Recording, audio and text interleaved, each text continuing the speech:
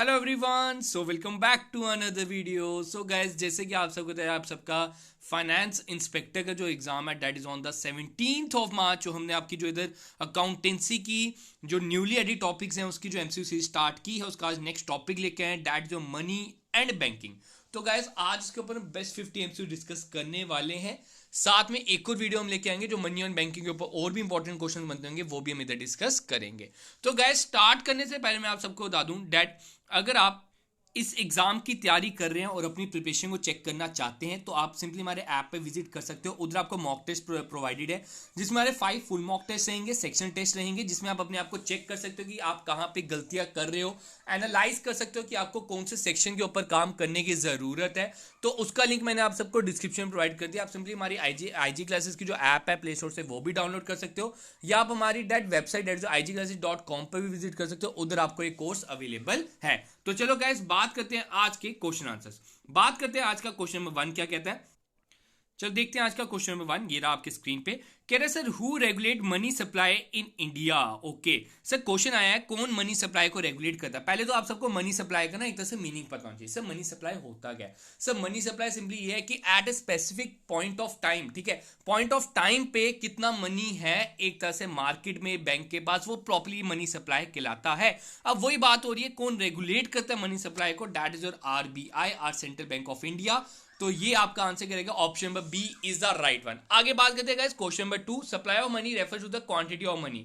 तो यही चीज आ गई, अभी आप सबको मैंने इसका मीनिंग बताया। याद रखना इसकी मेन डेफिनेशन यही रहेगी, at a point of time. तो at a point of time कहीं भी आ गया तो उसका आंसर यही रहेगा, that is option number C. Guys, बात करते हैं money supply include. Money supply में क्या क्या आता है। सर इसमें डिमांड डिपॉजिट भी आता है, सर टाइम डिपॉजिट भी आता है, सर कैश डिपॉजिट भी आता है।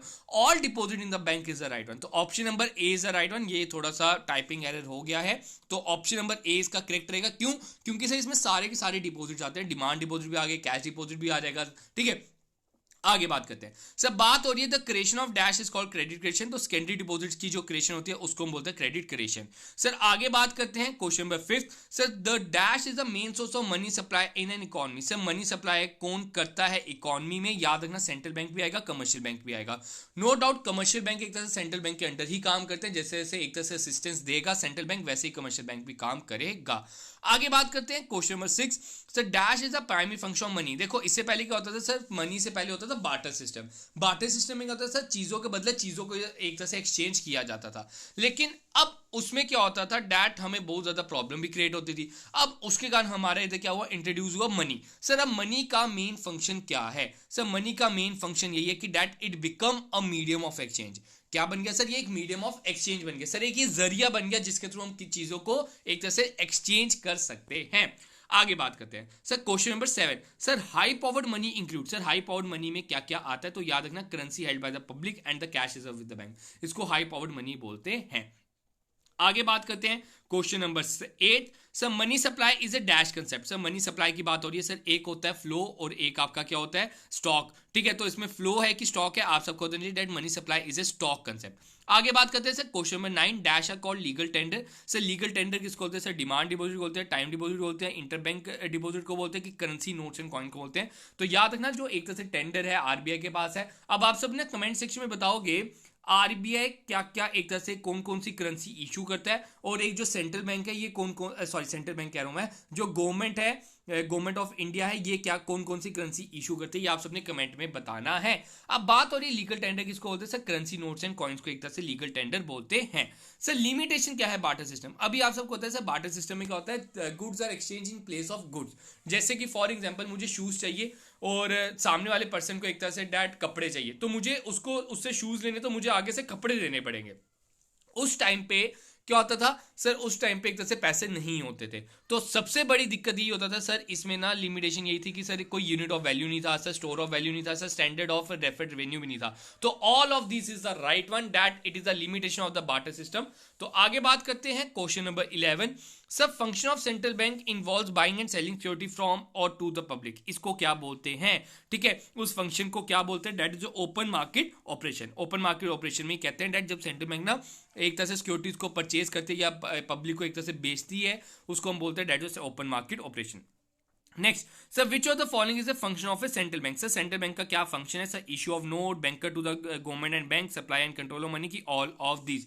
सर आपको बता दूं सेंट्रल बैंक का ये सभी के सभी फंक्शन है सर, वो सब कुछ करता है सर, नोट्स भी इशू करता है सर, गवर्नमेंट का बैंकर भी है सर, कंट्रोल भी करता है मनी की और सप्लाई की, तो all of this is the right one. Sir बात करते हैं question number 13। Sir question number 13 कह रहे हैं the limitation of the barter system. अभी हमने ऊपर भी कुछ डिस्कस की थी, नीचे और भी हैं, डैट याद रखना sir, double coincidence of want is the greatest limitation. Sir सबसे बड़ी दिक्कत ये थी बार्टर सिस्टम में कि जो सामने वाला पर्सन है उसकी नीड्स को हमें फुलफिल करना पड़ता था। अगर उसको कपड़े चाहिए तो हमें कपड़े अरेंज कराने पड़ते थे सर, अगर उसको वीट चाहिए तो हमें वीट अरेंज कराना पड़ता था सर, अगर सामने वाले को एक तरह से दैट सीमेंट चाहिए तो हमें सीमेंट अरेंज कराना पड़ता था, तो तभी हम एक तरह से एक्सचेंज कर पाते थे। तो एक्चुअल में अगर हम बात करें लिमिटेशन, सर ये तीनों की तीनों इसकी लिमिटेशन, तो all of this is the right one.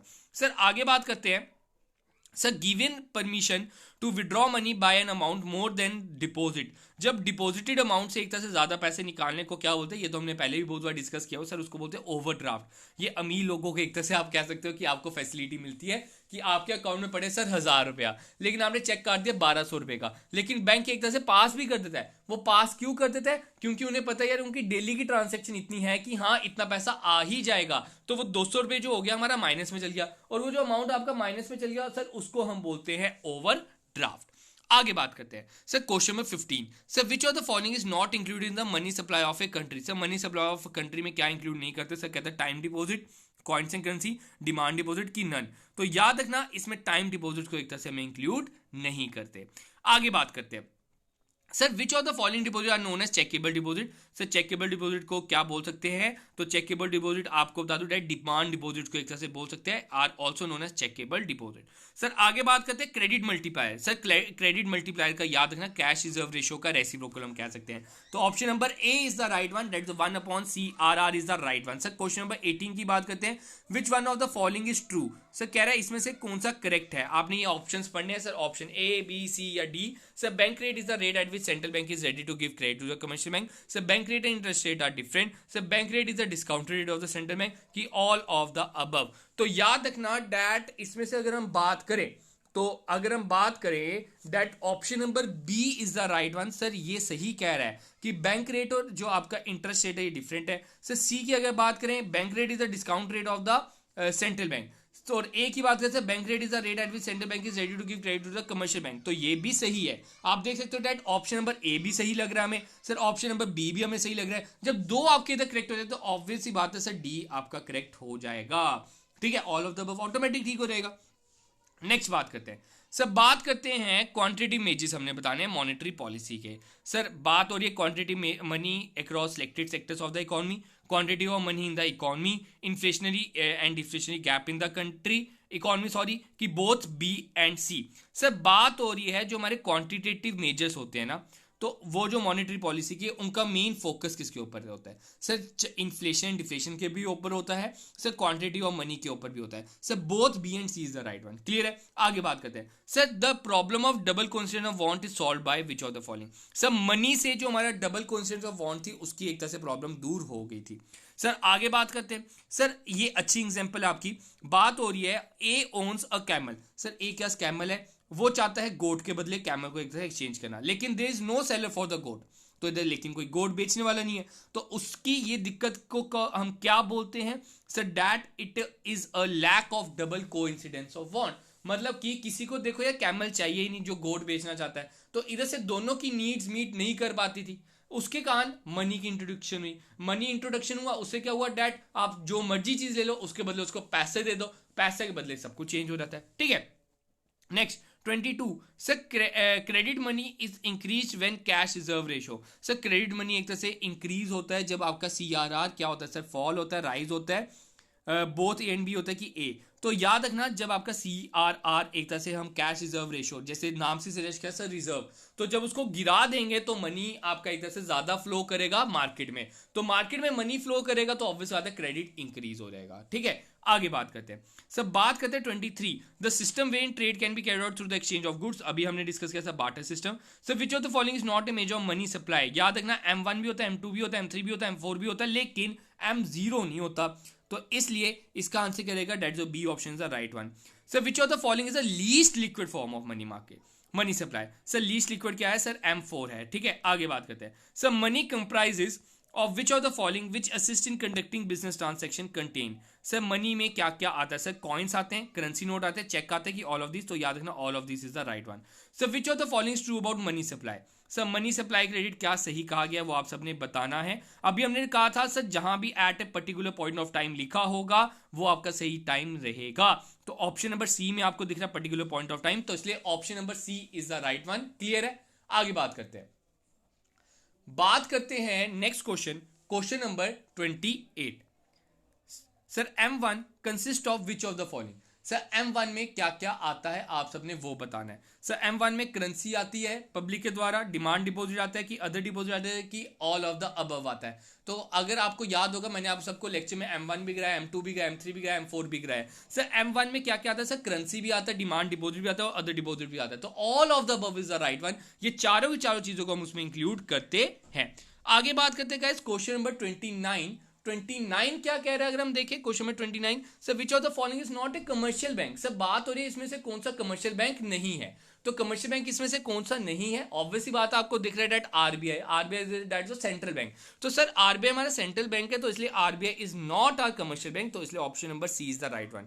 Sir question number 30, who regulate the money supply in India. तो सर ऑब्वियसली बात है आरबीआई करता है। Next sir which of the following is not a function of central bank of India. Sir जो हमारा central bank of India country है, ठीक है, दैट इज आरबीआई, सर वो क्या एक तरह से उसका फंक्शन नहीं है। सर उसका फंक्शन ये नहीं है कि हम आम जनता से वो पैसा वसूले। क्यों sir, because it is a banker of A government, not a banker of a general public. Sir वो जनरल पब्लिक का बैंकर नहीं है, वो किसका बैंकर है सर, वो एक तरह से गवर्नमेंट का बैंकर है। तो उसके कारण option number B is the right one, that he it does not accept the deposit from the general public.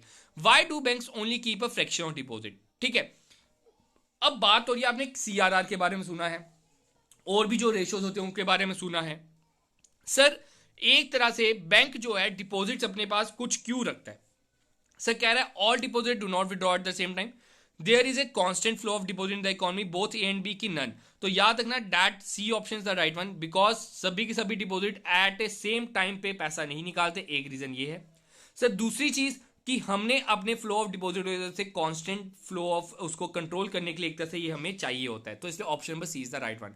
Sir question number 33, sir which of the following is a function of central bank. Sir central bank का आपने function बताना है। Sir monopoly of note issue, banker to the government, custodian, all of the above. Sir all of the above मुझे सही लग रहा है। क्यों सर, नोट इशू वही छापता है, क्या आप अपने घर पे नोट छापते हो? नहीं सर ऐसा कुछ नहीं है, हमारे घर में चाहे मनी प्लांट लगा हुआ है सर, लेकिन उधर से पैसा नहीं आता, बस उसके नाम में मनी है, पैसा उधर से कुछ नहीं आता। तो ठीक है, option number D is the right one. Sir what type of loan is advance by the commercial bank. Sir commercial bank एक तरह से कौन सा लोन देता है, तो याद रखना all of this, cash credit भी देता है सर, ओवरड्राफ्ट भी देता है सर, लोन एंड एडवांस भी देता है। Sir money is a pivot around which the whole economic cluster, who said it. तो ये बड़ा इंपॉर्टेंट थी, इसलिए मैंने एक क्वेश्चन आपके लिए डाला है। सर याद रखना दैट मार्शल ने बोला हुआ that money is a pivot around which the whole economic cluster. ठीक है, आगे बात करते हैं। Sir question number 36, sir question number 36 कह रहे हैं the main function of commercial bank. अभी तक हम बात कर रहे थे सर सेंट्रल बैंक की, सर आरबीआई की, अब कमर्शियल बैंक के मेन फंक्शन बताना। Sir credit control, loaning to the other bank, accepting deposit from the customer की, all of the above. Sir उनका मेन मकसद यही है कि पैसा वसूलो किससे सर, कस्टमर से। आगे बात करते हैं, question number 37, which of the following issue paper currency. Sir paper currency कौन इशू करता है वो आप सबने बताना है। Sir central bank, commercial bank, अभी हमने डिस्कस किया sir RBI. Which is not A quantitative method of credit control. Sir quantitative, sir दो तरह के क्रेडिट कंट्रोल होते हैं सर, एक क्वांटिटेटिव होता है सर, एक क्वालिटेटिव होता है। सर क्वांटिटेटिव हमने इसमें से बताना है, तो याद रखना इसमें से क्वांटिटेटिव आपका सिंपली डेट मॉरल एसोसिएशन ही रहेगा, बाकी सब जो है डेट जो क्वालिटेटिव है। ठीक है, ठीक है, नॉट ए क्वांटिटेटिव, सॉरी, हाँ नॉट ए क्वांटिटेटिव बताना है, तो डेट ये आपका क्वालिटेटिव है, बाकी सब आपके क्वांटिटेटिव है। ठीक है, क्वांटिटेटिव देखो जिसमें पैसा इन्वॉल्व होता है सर, बैंक रेट में पैसा इन्वॉल्व होता है सर, ओपन मार्केट में होता है सर, सीआरआर डेट जो कैश रिजर्व रेशियो में भी इधर से पैसा इन्वॉल्व होता है, लेकिन जो आपका मॉरल एसोसिएशन होता है उसमें इन्वॉल्व नहीं होता। अब आप सब ना मॉरल एसोसिएशन की एक तरह से डेफिनेशन कमेंट सेक्शन में लिख के बताना। ठीक है ये किस किस के बीच में डिफरेंस होता है। Through which method we can withdraw money from the bank, sir किसके जरिए हम एक तरह से पैसा निकाल सकते हैं बैंक से, सर ये तीनों मेथड से निकाल सकते हैं। Sir which of the following statement is true about central bank, it regulate entire banking system, it is under ownership of central bank, it is apex bank, all of the above. Sir ये सारे के सारे सही हैं, that it is apex bank, sir central government इसका owner होता है, sir banking system को ये रेगुलेट करता है। Sir who is the guardian of Indian banking system, sir reserve bank of India. Sir which of the following is step that the central bank will take to increase the greater investment in the economy, sir अगर वो economy में एक तरह से increase करना चाहता है credit creation, तो सर उसको क्या करने की जरूरत है वो आप सबने बताना है। तो कह रहे sir it will increase the CRR, it will, देखो अगर सीआरआर एक तरह से इंक्रीज कर देगा तो एक तरह से डैट पैसा ज्यादा रिजर्व हो गया, सर पैसा अगर ज्यादा रिजर्व हो गया तो मार्केट में पैसा कम आएगा, तो ये तो ऑप्शन जैसे पहले ही गलत हो जाता है, ठीक है, ऑप्शन नंबर ए तो पहले ही गलत होता है। तो आगे अगर हम बात करें sir it will look to reduce the, तो देखो ये तो उल्टा है इसका, तो ऑब्वियस बात है ऑप्शन नंबर बी रहेगा, ए वाला मैंने आपको रीजन बता दिया, बी इसका करेक्ट रहेगा। Who is the custodian of Indian banking system? Sir that's RBI. Sir meaning of money supply, sir money supply का मीनिंग क्या है, तो मनी सप्लाई का money deposit in the bank, cash available with bank, sir saving in the post office की all of the above, sir all of the above. इसमें देखो M4 तक बात की जाए तो इसलिए आपका पोस्ट ऑफिस भी आ जाएगा। Sir the RBI was establishing, अब आप सबने बताना सर आरबीआई एस्टैब्लिश कब हुआ था, सर सेंट्रलाइज कब हुआ था, वो आप नेशनलाइज कब हुआ था वो आप सबने कमेंट सेक्शन में बताना है। तो अगर हम बात करें सर एस्टैब्लिश 1935 में। Sir central bank act as a dash of government, sir agent and banker adviser की बोथ ए एंड बी की none, sir both A and B is the right one. Sir quantitative credit control कौन करता है, sir इसमें अगर हम बात करें तो डैट, इसमें option number A is the right one. Sir quantitative में क्या होता है, sir affects all the sectors of the economy uniformly, ठीक है, ये सभी को एक तरह से यूनिफॉर्मली इफेक्ट करता है। सर 3 सेक्टर्स हमारे प्राइमरी, सेकेंडरी एंड टर्शियरी। आगे बात करते हैं sir question number 48, dash is the minimum rate at which the central bank gives the loan to the commercial bank, sir वो कौन सा रेट है जिसमें सेंट्रल बैंक कमर्शियल बैंक को लोन देता है, उस रेट को बोलता है bank rate. Sir question number 49, sir commercial bank का required to keep a certain percentage of the deposit with them self, उसको क्या बोलते हैं सर, दैट्स SLR भी बोलते हैं सर, स्टैट्यूटरी मिनिमम रिजर्व भी बोलेंगे, ठीक है, option number B is the right one. तो ये एक तरह से सर्टेन परसेंटेज अपनी डिपॉजिट को उनके अपने पास रखनी पड़ती है as a liquid asset. Sir आज का लास्ट क्वेश्चन क्या कह रहा है, sir central bank act as a dash of mutual claims of the commercial bank on each other, sir clearing house for settlement both A and B की डैट none, तो both A and B is the right one. Sir वो एक clearing house for the transfer भी गिना जाता है, sir clearing house for the settlement भी गिना जाता है। तो इसलिए आज हमने इधर 50 क्वेश्चन जल्द से जल्द कर दिए, एक और वीडियो आपके लिए लेके आऊंगा इसके रिलेटेड, उसमें क्वेश्चन 50 MCQs करें तो एक तरह से इतने इनफ रहेंगे आपके लिए क्वेश्चन जो मनी एंड बैंकिंग के बनते हैं। बाकी जाने से पहले आप सबको मैं बता दूं डैट, अगर आप हमारे फाइनेंस इंस्पेक्टर के मॉक टेस्ट लेना चाहते हो आप सिंपली हमारी ऐप पे विजिट कर सकते हो, डैट जो IG क्लासेस, या आप सिंपली हमारी डैट जो हमारी वेबसाइट है डैट जो www.igclasses.com, उधर भी विजिट कर सकते हो, उधर प्रॉपर्ली मॉक टेस्ट ले सकते हो, उधर आपको 5 फुल मॉक टेस्ट मिल जाएंगे, सेक्शन टेस्ट मिल जाएंगे, और प्रॉपर्ली आप अपने आपको उधर एनालाइज कर सकते हो कि आपका कौन सा सेक्शन वीक है, और लास्ट 10 डेज जो है इसमें आप उसके ऊपर मेहनत कर सकते हो।